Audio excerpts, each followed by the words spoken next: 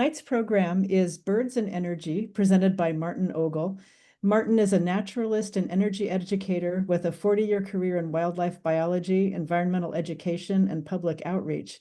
He holds degrees from Colorado State University and Virginia Tech in wildlife biology, and he recently founded the nonprofit Geosapiens, the Earthwise Human, a great name. His work also includes Birds and Beyond, which is a program with Boulder County Audubon, and I hope we'll get a chance to hear about that a little bit. And so tonight, Martin will be exploring the fascinating connections between birds, energy, climate, and human systems, from the remarkable energy adaptations of birds themselves to the ways our own energy infrastructure impacts avian life. So without any further ado, please join me in welcoming Martin Ogle. Thank you. I'm turning on my video. I don't know if there we go. So I'm really happy to be here tonight. And my background in wildlife biology is that really my background's mostly in mammalogy, but I, over many decades, have come to really love birds. And then recently, it's been a natural dovetailing between my interest in birds and my passion for energy and our need to address our energy issues in the world, let alone this country. So thank you for having me. I'm going to go ahead and share my screen here, and hopefully everything will go correctly. Here we go. Can everyone see that? I think we can. Good to go. All right. Well, so this program is a result of my having started to work with the Boulder County Audubon Society, and then the American Solar Energy Society has come on board as a kind of a promoter of this program, because this fall they're going to have their annual conference in Austin, Texas. And so, for instance, we set up a Birds and Energy program before that conference with the Travis Audubon in Austin. And then locally, the Colorado Green Building Guild is also a supporter. So, my advance is not working.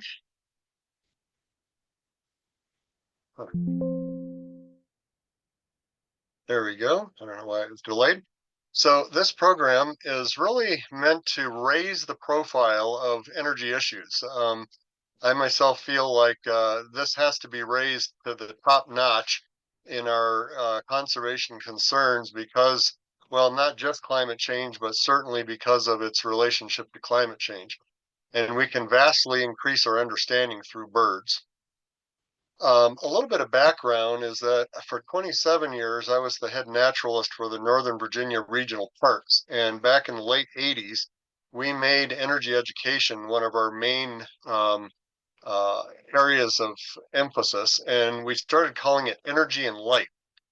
And we started doing programs that involved just plain old energy principles. So we used this energy bike to communicate everything from how electricity is produced to volts, watts, and amps and all that. And then in the early 2000s, the whole park system helped us get a major emphasis on energy through the human-environment connection. And among the things we did with that is we converted the whole first floor of our nature center to what we called the Energarium, where we learned about energy through nature and vice versa. And this sign that's in the nature center was right next to these birds in our diorama there. And it kind of portended the fact that I was going to be moving towards birds and energy. So that's where this has come from. Throughout this program, I'm going to highlight this little guy, Blackpoll Warbler, a few times just to serve as a kind of a character in understanding that birds can be a huge source of information about energy. And so it's not on the West Coast, so I don't know if you all have ever seen one out east, but they have this remarkable migration pattern where they come up through the Caribbean and then through the continent in the spring. But then in the fall, almost all of them go over to Nova Scotia and New England, and then they return over the open ocean to the northern part of South America. So we're going to talk a little bit more about that later, but you can imagine that this bird has to have some pretty amazing energy adaptations. So energy in birds is something that dovetails also with my interest in history.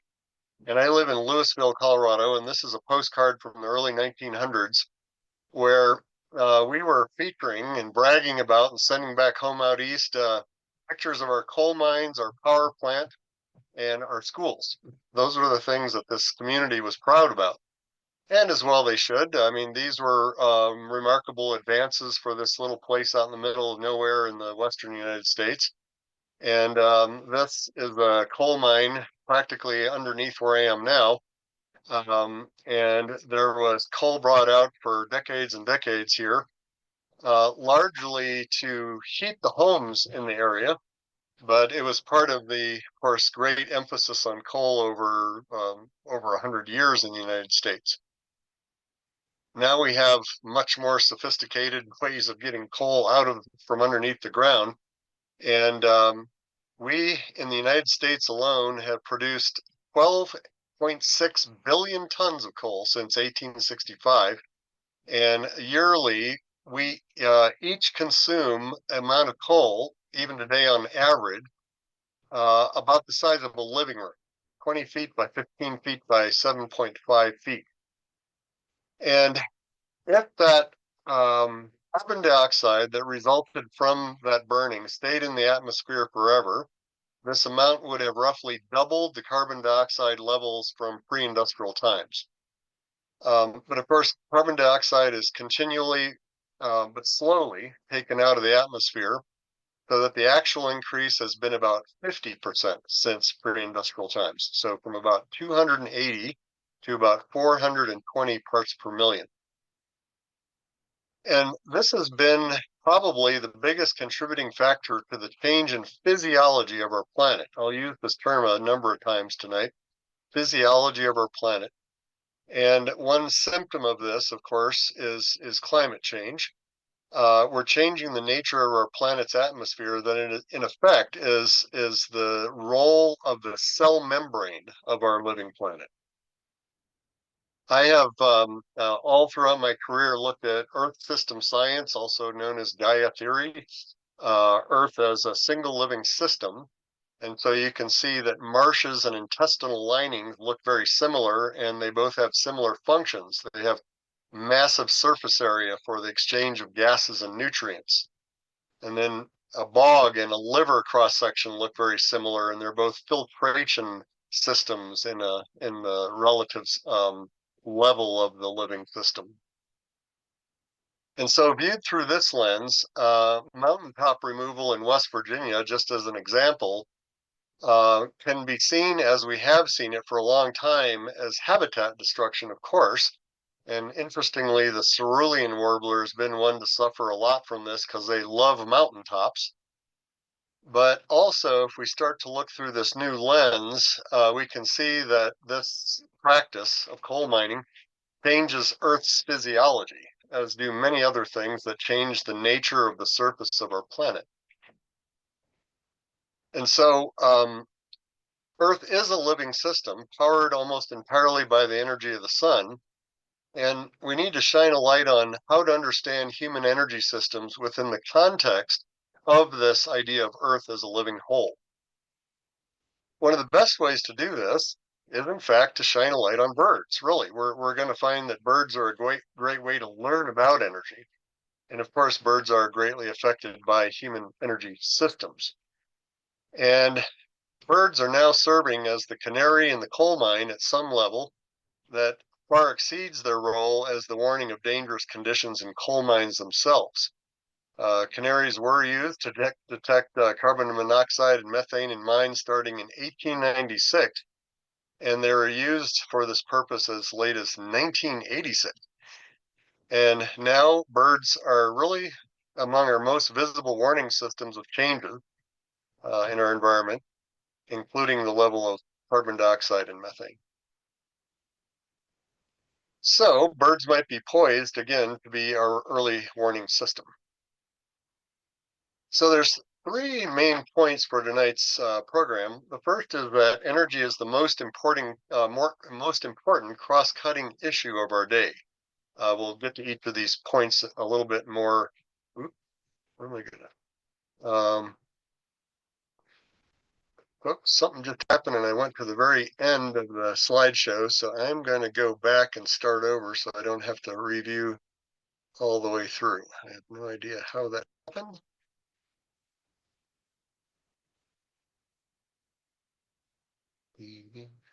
Sorry about this delay, but we'll be right there. Okay. Second, that human energy systems and choices are, of course, impacting birds in significant ways. And then third, that there's a lot to learn about energy from birds. So starting with the idea of it being cross-cutting, I mean, really, energy plays a dominant role, a huge role in all of these. And if you stop to think about it, our everything, our whole economy, Earth's living systems, and therefore everything in our lives. And viewed in this kind of stark way, we realize we better start paying more attention to it than we do. And then energy impact on bird. You may know already that National Audubon has taken up energy as one of the biggest areas of emphasis, and this is directly from their website. There is no path to stabilizing the climate without addressing biodiversity loss and dramatically changing how we produce electricity. Audubon believes that renewable energy and natural climate solutions have important roles to play in mitigating the impact of climate change, the single greatest threat to birds and other species. And then what can we learn from birds? Well, you know, this hummingbird here, this is a broadtail out in the Rockies, but any hummingbird you have out there has a normal body temperature of about 105 degrees. And as it turns out, almost all birds are warmer than almost all mammals. And so as such a heat machine, they have lots and lots of adaptations that we can pay close attention to and will as we go along.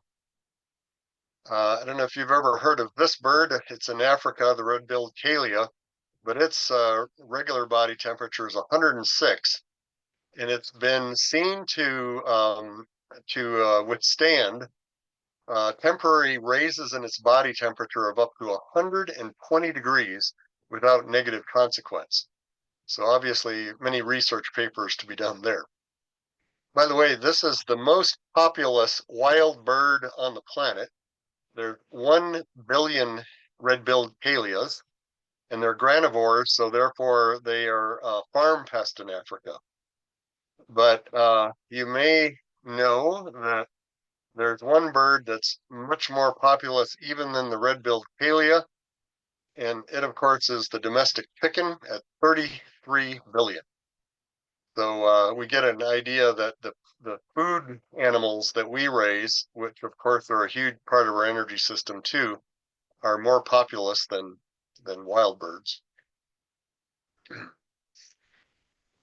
All right, well, I'm going to back up to that stance of energy and life to start off. I'm going to mention some of the things that I talk about in energy programs and bird programs around here. We're not going to go, say, whole hog in this case into a biology lesson, but we'll just point out that I often start off with photosynthesis, where sunlight is used to combine carbon dioxide and water and not only produce oxygen, but glucose or sugar, the main starting molecule for all of life.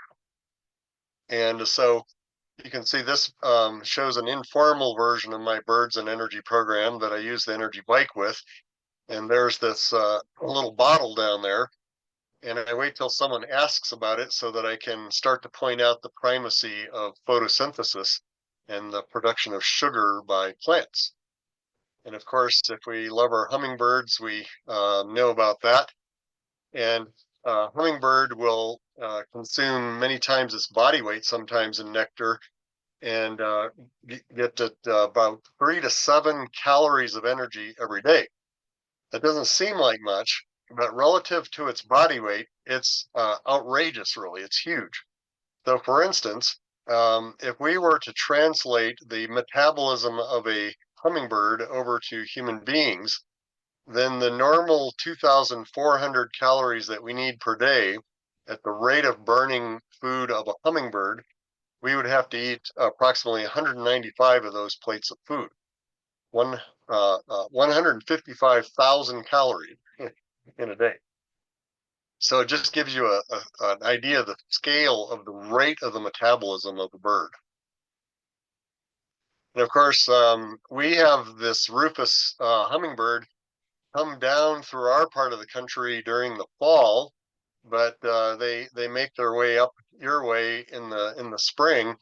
And the way these birds migrate, as we all know, is to eat as they go. And so they're constantly eating on their migratory paths. And then, of course, cedar waxwings all across the country. But you may know that this range map doesn't really do it justice, because what is the cedar waxwing constantly on the search for is berries. And so this range map out of Washington State just gives you an idea of the complexity of the travels of this bird, because they're looking for berries for their calories. And that's because seeds and fruits have significantly more calories per unit weight than leaves, and it really has enabled through evolution the great diversity in numbers of birds and mammals. And that includes us, because our civilizations were built on these high energy packs of grain. Well, then revisiting our friend the blackpoll warbler, on its return, before it heads off on its 1,800-mile nonstop flight, it will double its body weight in 2 weeks in Nova Scotia and New England by eating berries and insects and seeds. And this is amounts to having a bird that weighs about as much as a Sharpie pen, and then making it 2 Sharpie pens. But look at this amazing picture of the fat deposits of triglycerides on the breast area of this bird.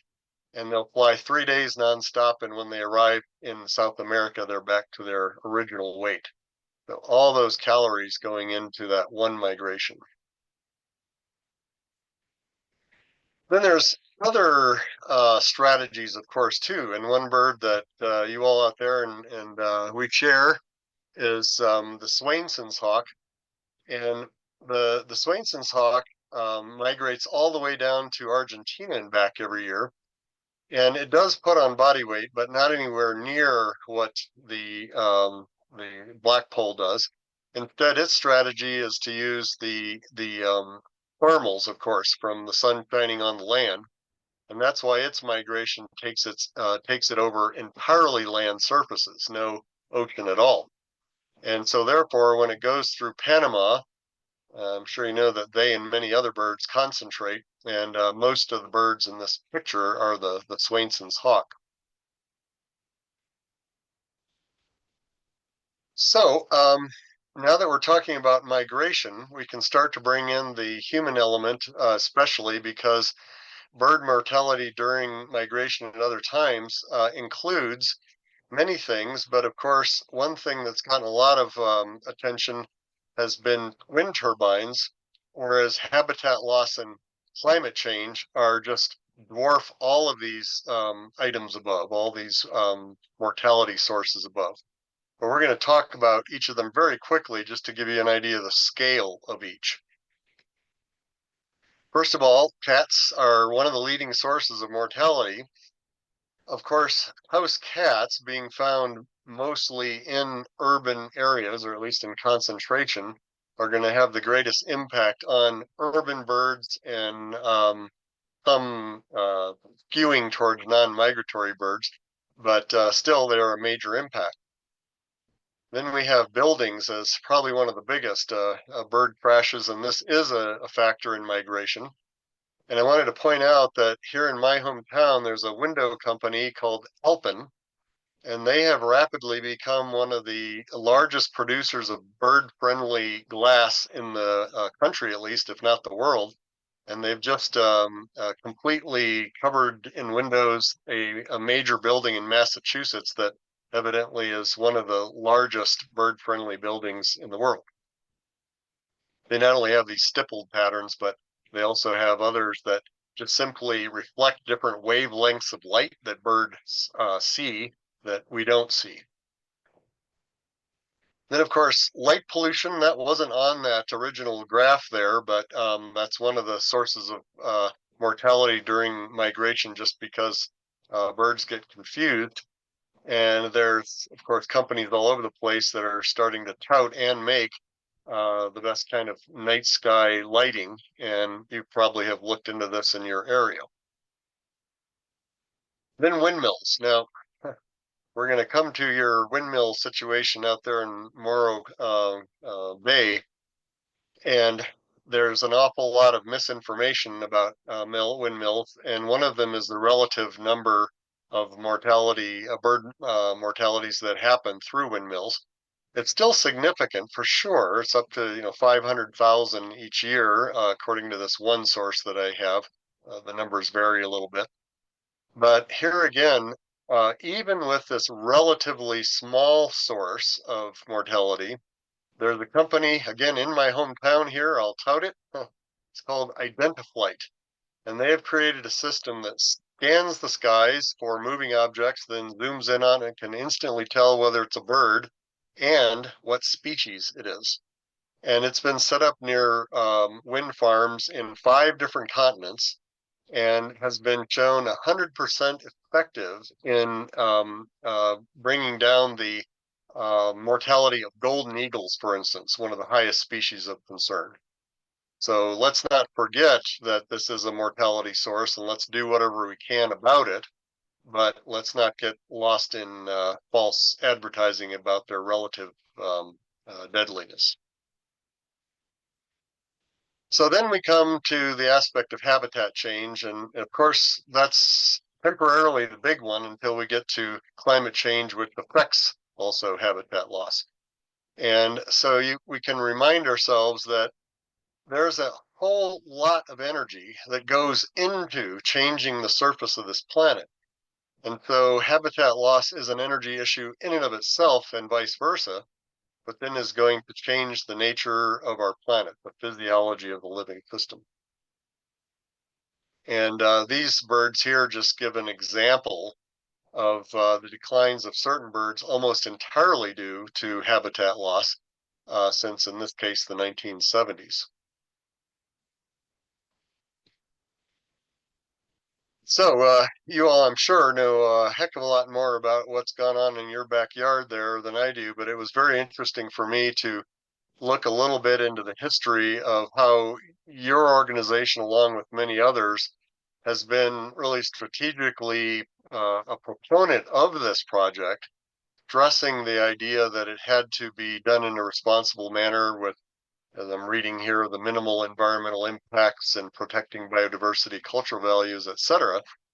And now we've come to this point where it's just been pulled completely, and it's more of a political decision than any of the issues that were surrounding it.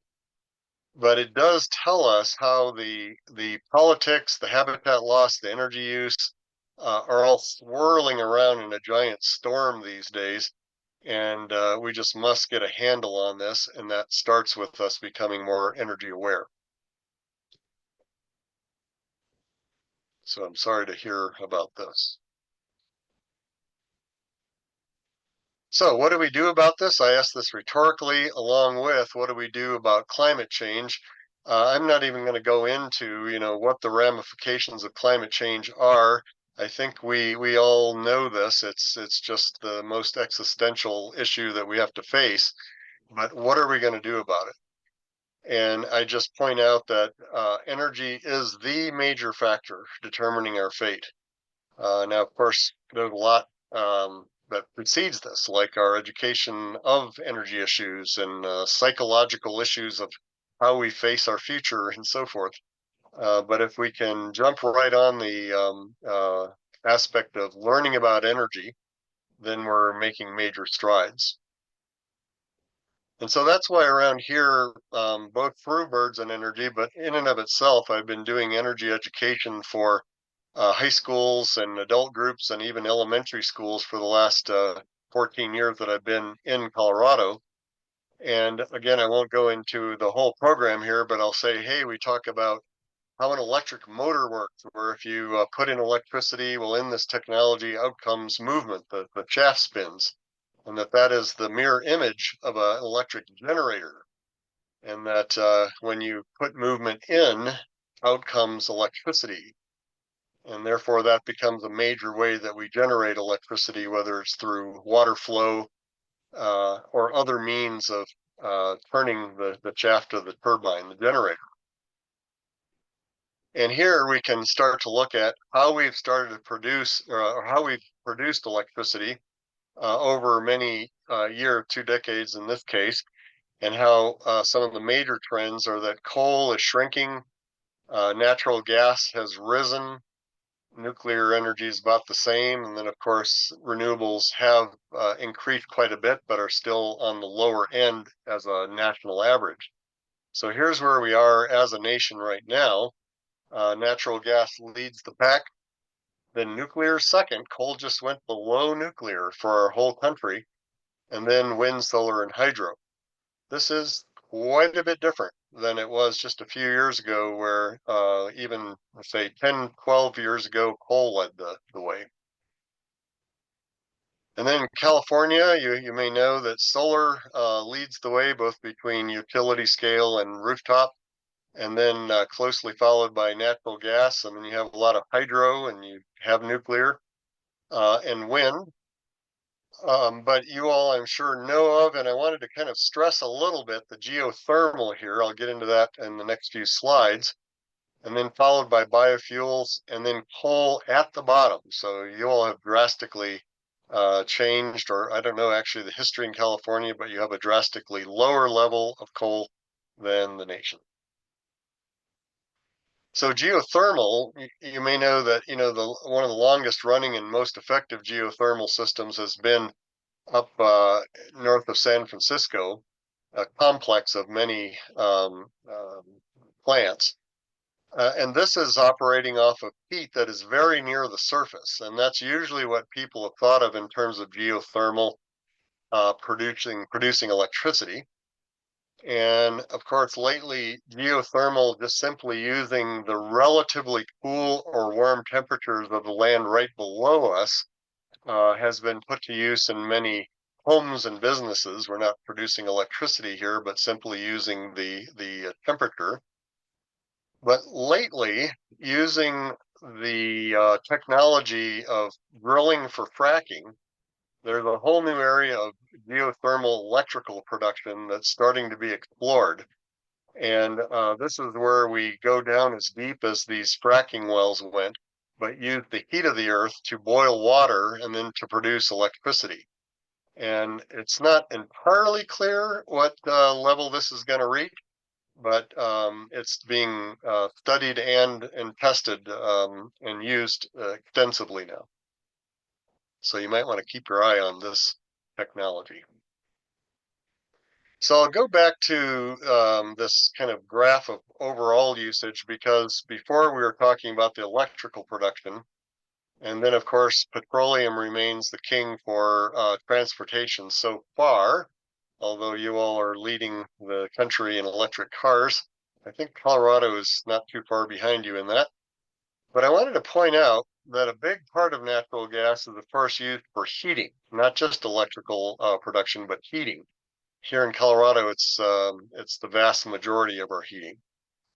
And so that takes us back to birds and the idea of heat. And I wanted to just play this brief little video here so we can appreciate as we watch these birds. And this is 11 below zero in a little opening in the water created by a bubbler in a pond near me.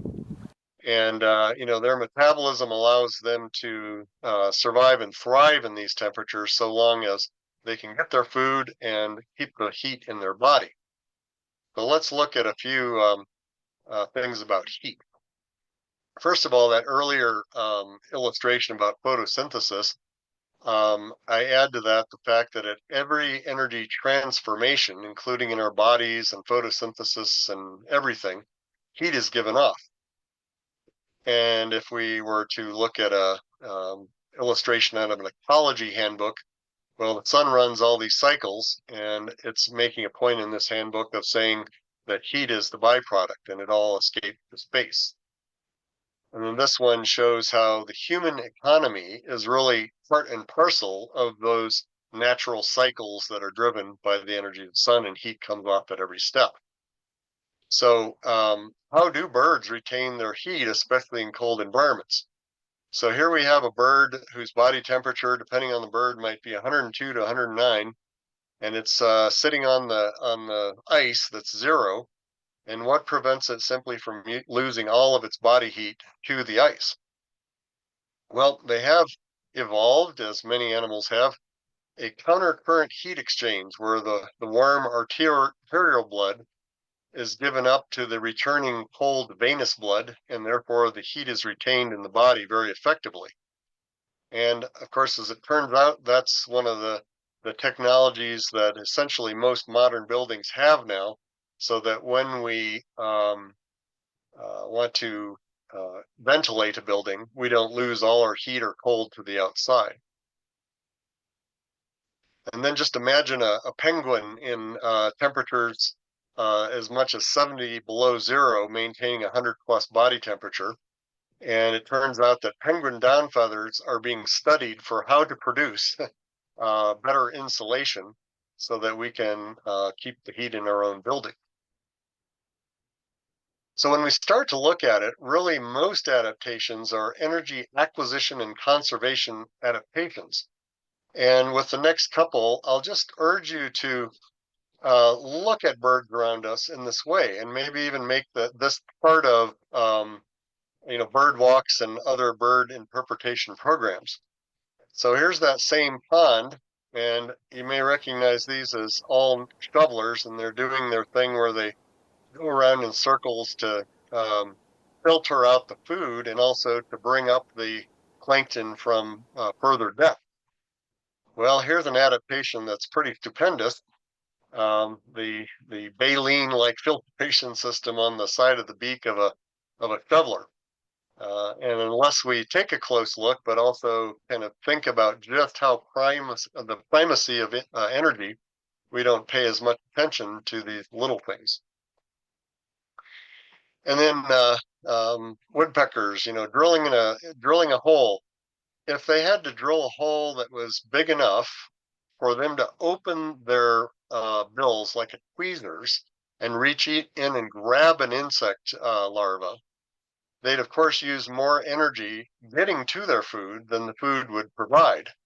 And so many of you probably know of the adaptation of the bird's tongue starting up on near the forehead and extending around the back of the skull, and their ability to stick their tongue out 2 times longer than their head and latch on to the larva that way. Well, of course, it doesn't stop there. This is the tip of a woodpecker's tongue, an insect eating one anyway, and it looked rather like a harpoon. But all of these are things that have evolved in life to be able to, in this case, to bring in enough energy. So now that we know that climate change is an issue, we're starting to track other changes in birds, and it's changed everything from the shapes and sizes of birds to migration pattern, egg laying. This is just an article that points out all these things changing as the environment changes. And so we'll return to our blackpoll one last time, and to point out that this stupendous migration evolved from somewhere, and it is probably a little difficult to know exactly what happened over time, but it certainly changed over the last even recent time period, can say 10,000 years since the end of the Ice Age, because the habitat that it now lives in was nowhere up there. It was much further south during the Ice Age. And so migration patterns change. And this article pointed out that the reduction of migratory activity is probably an important evolutionary process in the adaptation of migratory birds to climate change. It reduces migration costs, facilitates the rapid adjustment to the shifts in the timing of the food availability during reproduction, etc. So this is happening as we speak, of course, and we might take a look at therefore the temperature profile of a blackpoll right before migration, and then right after migration, where it takes in this huge amount of energy to double its body weight, but then returns back to a baseline level after they've arrived in South America. And I want to make a metaphoric link in this case that we could imagine that some years in the future, the migration of the blackpoll could easily change to something like this, where they don't make that long migration and their energy expenditure is much more even throughout the year. Well, our migrations have been both a physical one, Homo sapiens, but really literally and figuratively and energetically, one of changing energy technologies and uses. And so how are we going to evolve in the future is the question. Well, some of you may know Amory Lovins, who's an energy expert of many different realms, both nationally and internationally. But his concept of the negawatt, a unit of energy that's saved through conservation rather than generated, is, I think, one of the most important concepts that we're going to have to turn to. And the Rocky Mountain Institute, which he founded, says that negawatt markets could treat, they say would treat, saved electricity as a commodity, just like copper, wheat, and pork bellies. And so we buy and trade our ability to save and not use the watts.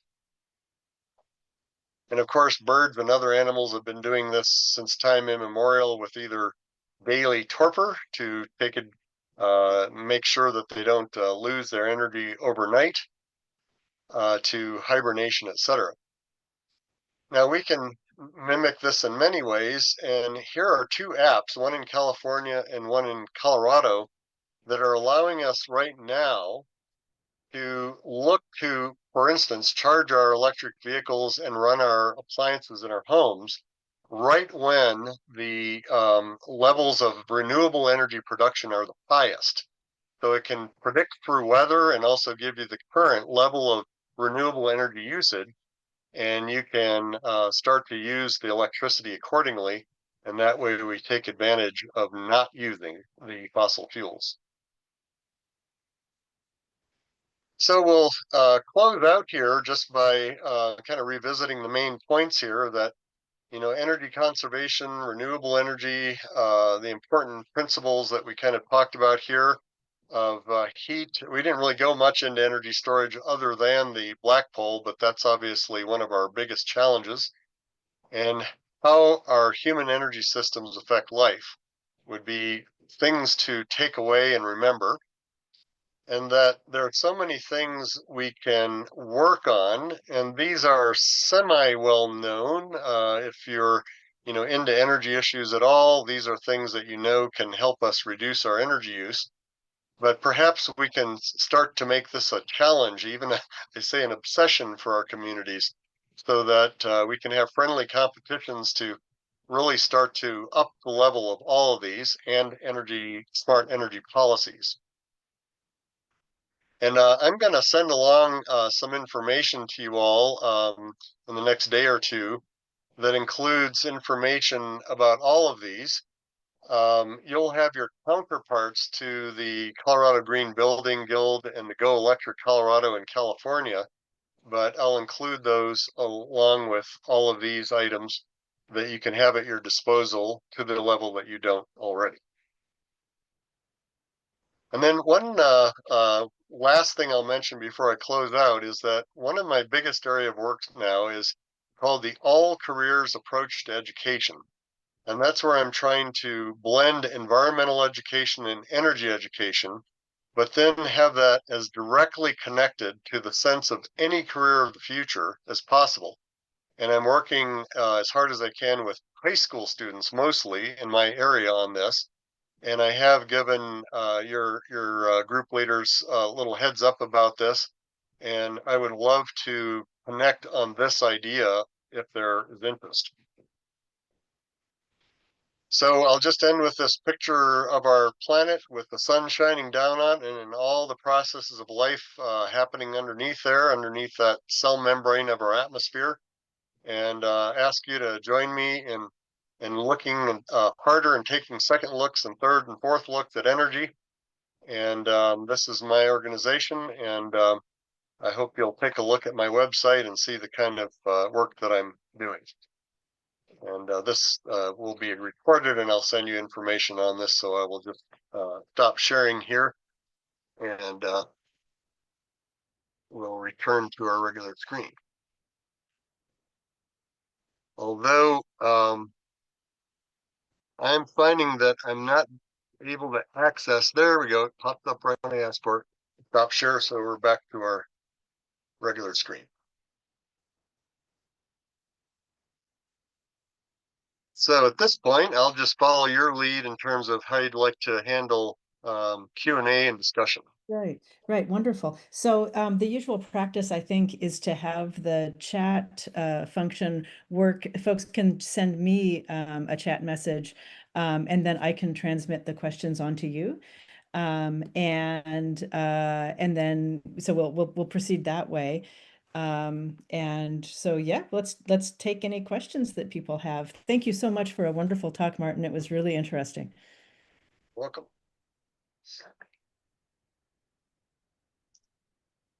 Well, so if I can, I'll start with one question while folks are getting their questions ready. So one thought I had as I was watching your presentation, and the contrast, you know, the shovelers and adaptation to cold. Are there notable differences? It seems like adaptation to cold would be easier in many ways for an organism than adaptation to heat, and especially for birds, perhaps.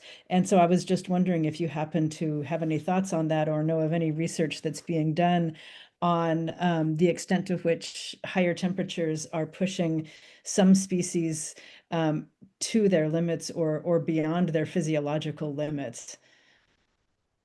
Yeah, I can't point to any existing studies right now, but yes, heat is even more concern for birds with their high body temperature. And of course, if you see a stressed, heat stressed bird, you'll see them fluttering their throat, and what they're doing there is, you know, running that air through their circular shaped breathing system. They bring in air one way and it goes out at the same time they're breathing in, and that's really about the extent of what they have available. I compare them to a Volkswagen. They're air cooled. And so there definitely have been, you know, known mortality from our increased forest fires. And as we get more studies, I would venture to guess that part of that is not just the smoke, but having to go through an area that is, you know, obviously hotter, and therefore is going to put much more stress on a bird. Mhm, mhm. And perhaps where there's more solar radiation or whatever from the ground cover being absent or Yep. yeah, yeah. And there where you are in Colorado, are are there studies that are tracking changes in preferred elevations of birds? And I know a lot of that follows food sources and changing patterns of food sources. But to what extent is gaining altitude a viable strategy for birds? Yeah, well, the biggest one there is the white-tailed ptarmigan, and there are a lot of studies about how their elevation where they can live at is going up, up, up. And there are already remnant populations. You know, if you look at the range map, there's the little dots of the high areas, and it's just that those dots are becoming smaller as their range constricts. There's a few other birds like that that rely on high elevation breeding that are similarly being forced uphill. Mhm. Wow. Yeah. We have a question here in the chat. Oh, and apparently chat is disabled. So Bob, maybe you could take a quick look at the chat and see if you can troubleshoot it. But here's a question that did get through. Any comments that you may have on what effect the AI explosion will have on human energy consumption and how AI plays into the question of global warming as both problem and solution? An easy This, one. yeah, I mean, I of course was expecting it, but I still go woof because this is, just a game changer slash kind of last minute monkey wrench in the whole system. Because before, just a couple of years ago, we were still able to talk about in terms of we can conserve energy. We could actually bring down our level of energy use and also make more of energy use come just from renewables. And if we believe what's being told us, where we're saying, oh, we might need twice as much energy as we need, not twice as little energy. Uh, I'll just throw out my opinions on this. My opinion is that it's impossible. Mhm. That is, there's no way we're going to produce twice as much energy, even with huge amounts of renewables, than what we're producing now. Because right now we need to figure out how to use less um, uh, fossil fuels for climate change. But because of the issue of how everything we do changes the surface of the planet and therefore the physiology of the planet in multiple ways, it's my belief that we're going to have to reduce our total energy use. And so, and when I talk to people around here about that, some people will tell me that, well, there's going to be technological solutions that come out of this because we're going to be able to do AI with much less energy. Great, I certainly hope so. And also much less water cooling because of different ways that we won't have to have the same kind of data centers. Um, all I can say is I hope so on that, but I don't know if I want to pin my hopes on that. So we need to enter into a massive public discussion about this. And that has started, of course, with places burning down data centers in their midst. Mhm. Mhm. I think I'll leave it at that for now, other than just to say energy, energy, energy. Yeah. We Yeah. need to focus. Absolutely. Yeah. Here's sort of a related question. What is your perspective on solar panels, farms, or on homes, either? Well, we're gonna, I believe we have to go in the direction of renewables, which would be solar and wind primarily. Maybe some of these others, like geothermal electricity generation, is a big question mark, and I'm looking into that. But in the meantime, I'm all for it, both of those, because we have to make transitions so quickly. And I have solar in my roof, and there are solar farms around this area.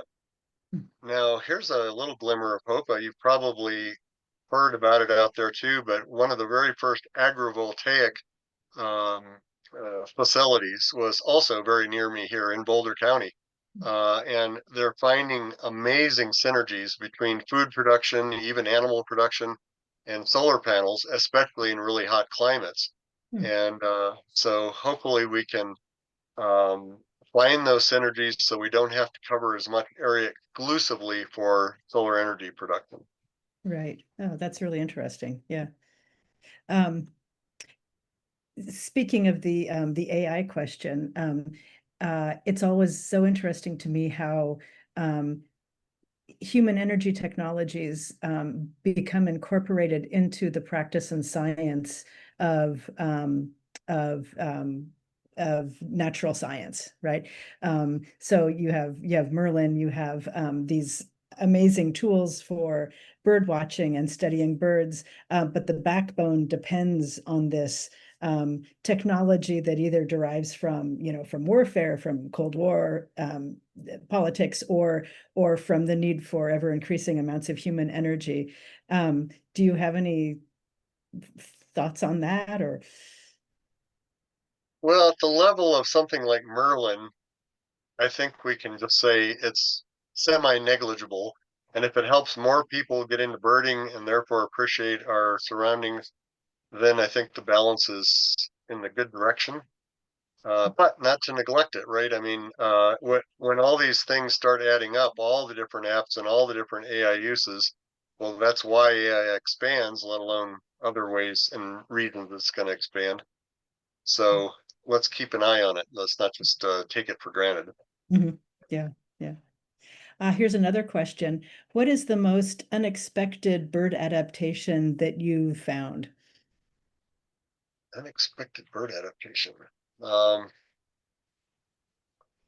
well, I know that northern shoveler, even though I knew they were filter feeders, when I I actually saw one up close, so when I saw it up close, I'm going, wow, look at that. That's a big one. Um, maybe the woodpecker tongue too, because at the park that I worked at in Virginia, we had a lot of woodpeckers and we talked about them a lot, and it blended in with that. And every once in a while, we'd find a dead woodpecker and we'd take a close look as a staff at all these adaptations. And when you see that tongue wrapping up around the top of the skull, it's really, I don't even know how that evolved. Yeah, that is amazing. Yeah, absolutely. Oh, here's another question that came in. When you give presentations to schools, what sorts of questions are kids asking? Well, when I do just energy programs, so for instance, the last 10, 12 years, I've been doing an energy program and field trip for the Centaurus High School engineering department. They actually have an engineering department. And after a 2-year hiatus at COVID, I came back and almost immediately I noticed a pretty big difference. High school students were much more engaged and interested in asking questions about this energy equation than ever before. And when I asked them what had happened, I mean, it was so marked that I pointed it out to them, what had made them more interested in energy. The first response I got was that, remember, during COVID, also the Ukraine war started, and there was already not a cessation, but natural gas became more expensive. And then fertilizer, just like is happening now, became more expensive. And a couple of the kids were kind of in tune with that. I don't know, via their family or their own accord.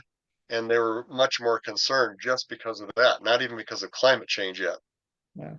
Lately, they are starting to ask more questions about climate change, but I'll say that it's kind of buried. I think kids mostly are silently suffering the stress that we're imposing upon them by telling them about climate change and how bad it is without empowering them to do something about it. And that's the whole impetus for that All Careers initiative. We've got to start bringing the solutions that are in all fields, drastically reducing energy and recycling, upping recycling and reducing toxins, et cetera. That's the relationship there between what I'm observing students say and not say. And including how we talk about it, as you just mentioned, the framing that we use, the rhetoric that we use, and being aware of the psychological effects that has too, right? Yeah, Yeah. absolutely. Wonderful. So it seems like the chat may still be disabled for some folks. So we do have time for a few more quick questions. If anyone has a question and they haven't had a chance to ask it yet, you can go ahead and raise your hand function down at the bottom of your the bar there. There should be the react function. You should have the ability to raise your hand, and then Bob will unmute you so you can ask your question. And while people are doing that, I'll also just invite that if any of you have comments about, what you think about either this approach, birds and energy, or just how we can bring more attention to energy in general, I'd very much welcome those.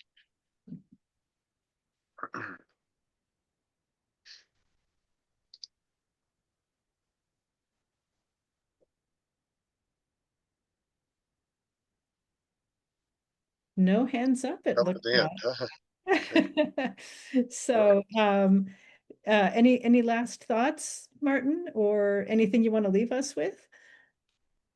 Well, I guess I'll just leave with the first thought is that energy is it. It's our major issue.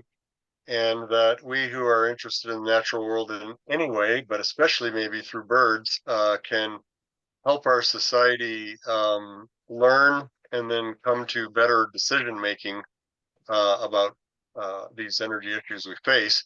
And notwithstanding the way that what's just happened in Morro Bay came to a close, we can kind of at least hope that the political situation will change in a way that allows us to, make better informed decisions and not just kind of on a whim. Yeah. Yeah. Thank you so much. Thank you very much. I'm so glad that you could join us this evening. Thank you for sharing such a thought-provoking presentation and for sharing your work that you're doing there and around the country. I really, really appreciate it. Thanks for Um, the opportunity, for sure. Yeah, and thanks to everyone on the Zoom for being here tonight, for supporting Morrow Coast Audubon Society and our community programs. I'd also like to extend a special thanks to Wendy McEwen, who is our past community programs chair, for organizing tonight's talk. It was terrific. And also to Bob Revel for serving as our Zoom host and keeping everything running smoothly. Thank you so much, Bob. Thank you to Robbie for field trip announcements. And for our entire group of volunteers and members, a special thanks to all of you. Your support makes these programs and our broader conservation and education efforts possible. We couldn't do the work that we do without you, and we're so grateful. If you're not yet a member of Morrow Coast Audubon Society, we would love to have you join our flock and help support our mission and the work that we do here on the Central Coast. If you are a member and you have questions about our new membership system, I know a lot of you do, and we get it. We are working to get everything set up and running, but NEON is a big project. Please do not hesitate to reach out. Human help, true human help, is just an email or a phone call away. So if you want to renew or join and you would like someone to walk you through it or share the experience, whatever it is, reach out to us and we would be more than happy to help you. So thank you again, everybody. Terrific talk. Martin, thank you so much. And I hope that everyone has a wonderful evening. Okay, take care. Thanks.